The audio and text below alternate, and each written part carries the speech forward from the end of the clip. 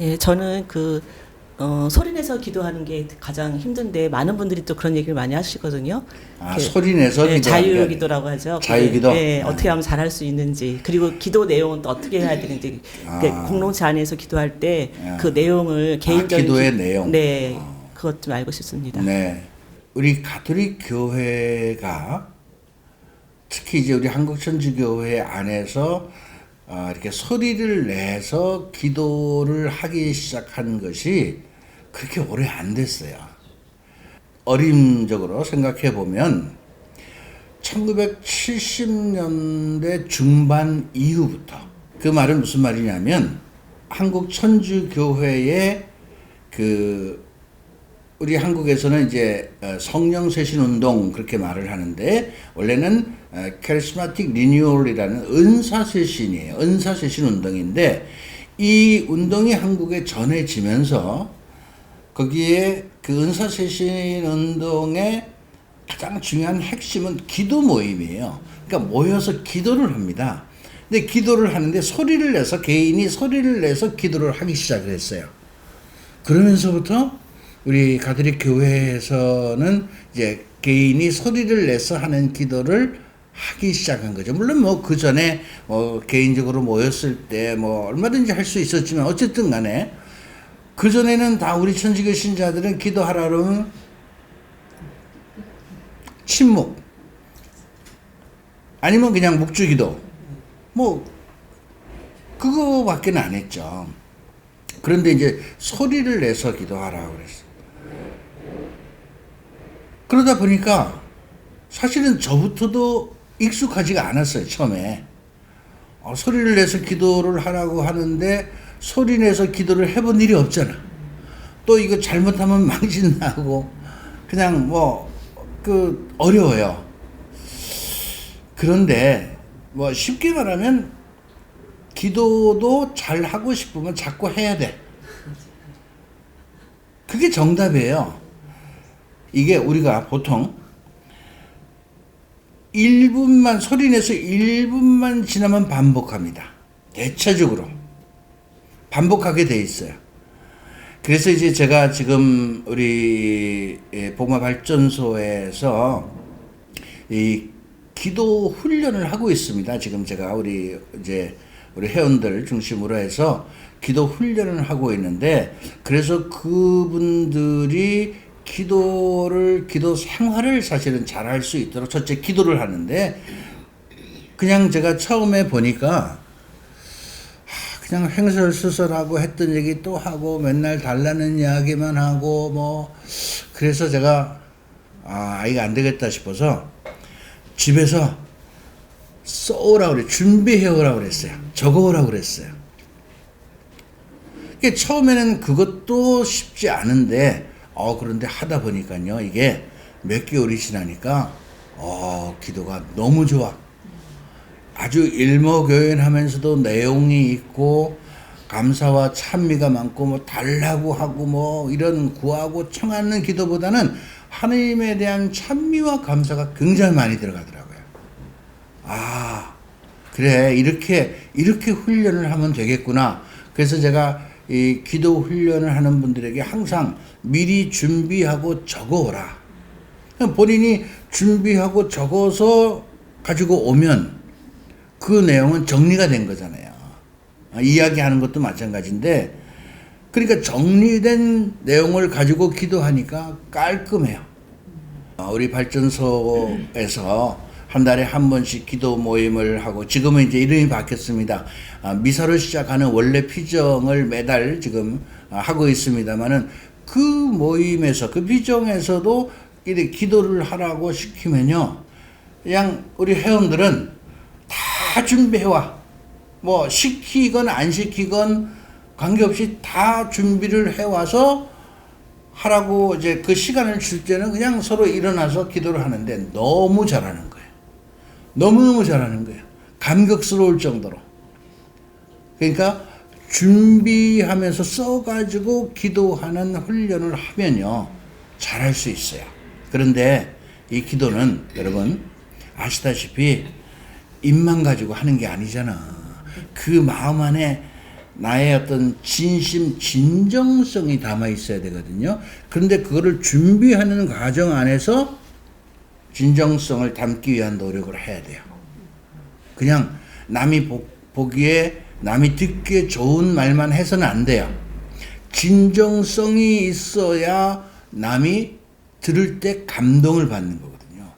그런데 그 기도에 소리를 내서 하는 기도는 보통 혼자 있을 때 하는 게 아니고 여러 사람 있을 때 하는 내용이란 말이죠.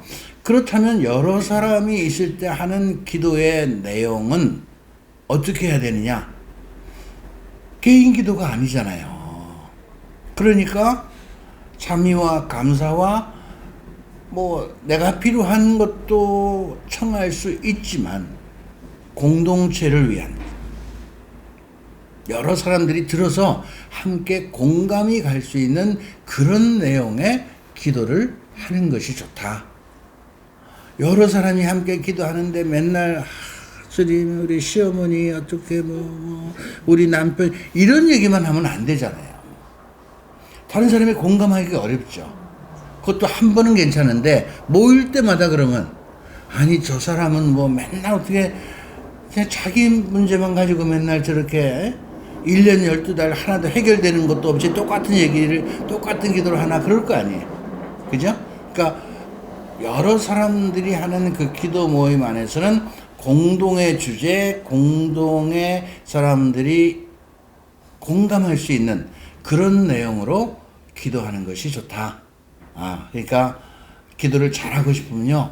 자꾸 하시는데 그게 잘 안 되면 쓰세요. 준비를 미리 해서 그래서 여러 사람들 앞에서 같이 기도하는 이런 훈련을 한 6개월에서 한 1년 정도만 하고 나면요. 잘하게 됩니다. 그 다음엔 그게 다 머릿속에 들어있거든요. 마음 안에 들어있거든요. 준비하는 과정 안에서. 준비하려면 얼마나 많은 시간이 필요해요. 그냥 즉시로 하는 거야. 금방 하지만 그거 한 반 페이지 정도 이렇게 하려고 하면요. 1시간 이상 앉아 있어야 될걸? 1시간 이상 앉아서 그거 하는 것도 기도야. 그것도 기도라고요. 그렇잖아요. 내가 생각하고 묵상하는 거니까. 그러면서 기도가 되는 겁니다. 그러니까 이렇게 준비하는, 미리 준비해서 적어서 기도하는 이런 훈련을 개인적으로 해보세요. 그러면 기도를 잘 하실 수 있습니다. 예. 네, 저는요, 그 교회의 미래인 청소년 단체가 많이 약해져 있는데 그거를 해결할 수 있는 방안이 뭐가 있을까를 생각해 봤는데 그런 방법이 뭐가 있을까요? 예. 우리 청년, 청소년 문제. 이거 참 어려운 문제예요. 제가 그걸 전반적으로 다 이야기를 하기는 좀 쉽지 않습니다. 여러분 아시다시피 이제 저희가 세계 청년 대회를 유치했습니다. 몇 년도에? 2027년도. 그죠? 2027년도에 세계 청년 대회를 유치했어요. 그거는 그만큼 우리 한국천주교회가 이 청년들의 문제에서 관심을 갖고 있고 청년들의 신앙의 활성화를 위해서 뭔가 하겠다는 의지가 그 안에 담겨져 있는 거거든요. 교회에서 이제 그런 준비위원들을 구성해서 다양한 어떤 방법들, 정책들을 연구하고 발표하고 아마 시행을 할 겁니다. 그런 측면에서 제가 개인적으로 어떤 여러 가지 이야기를 할 수 있는 것은 아니지만 제가 평소에 우리 그 청년들, 청소년들의 어떤 신앙의 문제를 생각할 때 갖고 있는 그런 어떤 생각들이 조금 있는데 그게 뭐냐면요. 우선 청년들과 청소년들, 주일학교 학생들, 이제 주일학교 이런 것들을 운영하는 데 있어서 그것을 지도하는 과정 안에 있어서 신앙 중심보다는 너무 친교나 다른 어떤 그 아이들에게 관심과 환심을 사고자 하는 일에 너무 많은 것을 쏟아부은 거 아닌가. 그냥 모이면 오락하고 모이면 친교하고 뭐 어디 놀러 가고 뭐 그거는 그 사람들을 모으는 데는 필요한 것이겠죠. 뭐 친교가 있어야 되니까. 그런데 정작 신앙은 어떻게 교육을 시켰을까? 이거는 조금 제가 그 비교하면 조금 어떻게 생각할지 모르겠지만요. 이 개신교회의 아이들, 학생들, 청년들은요, 그 아이들은 만나면 앉으면 기도해.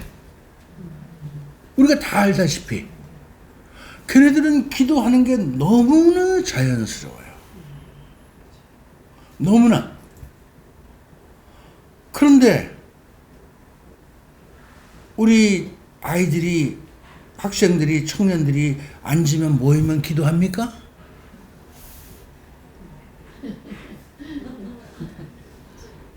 기도하자 그러면 몸을 비비꼬아요. 아유, 뭐, 그냥 빨리 뭐 하시죠. 뭐. 그러니까, 뭐, 마지못해 하는 게 그냥 주목용 합시다. 마지못해 하는 게 주목용 합시다. 그러니까 어릴 때부터 기도가 뭔지, 왜 해야 되는지, 그 기도 생활을 통해서 얻게 되는 여러 가지 경험들, 하느님의 정말 놀라운 신비, 그분의 은혜, 축복, 이런 것들이 다 이런 기도 생활을 통해서 오는 것인데, 이런 경험을 못 해보는 거죠. 부모님들이 그런 것들을 신앙교육을 안 시키는 거예요. 저는 제가 옛날 사람이 돼서 그런지 모르겠지만 뭐 저희는 어릴 때부터 뭐 제가 이제 몇 대째 내려오는 구교 집안에서 자랐기 때문에 더 그랬는지 모르겠습니다만은 아주 신앙교육을 어릴 때부터 철저하게 했어요. 제가 글도 모르는 어린 아이 때부터 기도문 제가 다 알았어요. 다 외웠어요. 아침에 일어나면 그 옛날 이부자리에서 그냥 일어나면 바로 무릎 꿇고 기도했어요. 제가 기억이 나요. 아주 어릴 때도. 그리고 가족들이 저녁이면 옛날 그 공과책, 지금으로 말하면 그게 가톨릭 기도서입니다만은 그 두꺼운 공과책 다 하나씩 들고서 같이 모여서 이제 통경이라고 해요. 같이 모여서 기도하는 이 기도를, 저녁 기도를 늘 같이 통경을 했어요. 그런데 요즘 부모님들 아이들 키울 때 같이 저녁에 아이들하고 기도하나요? 본인도 안 하는데 어떻게 기도를 해? 어떻게 애들 데리고 기도해? 본인도 잘 안 하는데. 그러니까 그런 것들이 다 누적되는 거예요. 이런 것들이 이제 순환되는 겁니다. 계속 순환되다 보니까 그냥 주일 학교를 보내고 학생회를 보내고 뭐 청년 모임에 나가기는 하는데 신앙이 크지 않고, 이게 자라면서 신앙도 더불어 같이 커야 되는데 신앙이 크지 않고 몸만 크고 이성만 큰 거예요. 그러니까 그 안에서 재미있게 놀던 친구, 또 뭐 함께 잘 우리 보살펴주던 본당의 보좌 신부님하고 헤어지고 뭐 어쩌고 뭐 이제 이러고 나면 또 맡았던 어떤 직책도 이제 떨어지고 나면 성당에 안 나와. 계속 반복. 그래서 저는 아주 근본적으로 어릴 때부터 그 주일학교, 중고등학교, 뭐 대학교 다 어떤 신앙이라고 하는 우리들의 이 기본적인 이 믿음, 그리고 믿음 생활, 기도 생활, 이것이 정말 얼마나 중요한지를 알려주고 깨닫게 하고 함께 하면서 자라나는 이런 분위기와 풍토가 이루어져야 되겠다. 그리고 주일학교를 어릴 때 굉장히 중요하잖아요. 주일학교를 맡고 있는 주일학교 선생들이 신앙이 없는 사람들이 맡고 있으면 그게 뭐가 전수가 되겠어요? 배워지겠어요? 여러분? 그렇잖아요? 그래서 저는 옛날부터 주장했어요. 신심이 있는 엄마들이 주일학교 선생해야 된다. 뭣도 모르는 대학생들, 청년들 데려다가 해. 그냥 형식적인 것은 교과서를 보고 할 수 있을지는 모르지만 신앙이 전수되는 게 아니잖아요. 이게 금방 하루아침에 몇 년 사이에 바뀌어질 수 있는 것은 아니지만 저는 기본적으로 우리 어른들부터 기도 생활을 제대로 하는 이런 훈련과 그런 경험을 할 수 있도록 만들어주고 그 부모들이 자녀들을 어릴 때부터 그런 신앙을 잘 교육시키고 기도하고 생활하는 이런 훈련을 잘 해간다면 이것이 앞으로 10년, 20년, 30년 뒤에 그런 신앙이 유산으로 이렇게 남겨져서 이어져 갈 수 있다. 근데 지금은요, 지금 여러분 성당에 가보세요. 평일미사건 주일미사건 간에 가보세요. 다 노인네들이에요. 저부터도 노인네에 들어가니까 다 나이 먹은 사람들이에요. 젊은 사람들 별로 없죠. 물론 아주 없는 건 아닌데 거의 없죠. 우리 교회도 지금 노령화됐다는 거예요. 이미 노령화됐어요. 그러면 우리 세대가 이제 다 끝나면 어떻게 될까? 아찔해요. 아찔해요. 우리 세대 다 끝나면 어떻게 되겠어요? 신앙의 유산을 남겨줘야 되는데 우리 자녀들에게 지금 연세 드신 분들의 자녀들조차도 지금 냉담을 하고 있는 사람들이 대부분인데 그 자녀들이 지금 어린아이들이 주일학교, 중고등학교, 청년 아이들이 어떻게 되겠어, 그 아들? 그건 말할 것도 없는 거야. 그러니까 신앙이 제대로 전수가 안 되는 거예요, 신앙이. 에? 그래서 저는 시간이 걸려도 어릴 때부터 신앙 교육을 시키는 이런 어떤 제도적인 보완을 끊임없이 해가는 것이 청년들의 문제를 해결함과 동시에 미래 교회를 살릴 수 있는 그런 길이다. 저는 그렇게 말씀을 드리고 싶습니다. 예. 감사합니다. 네.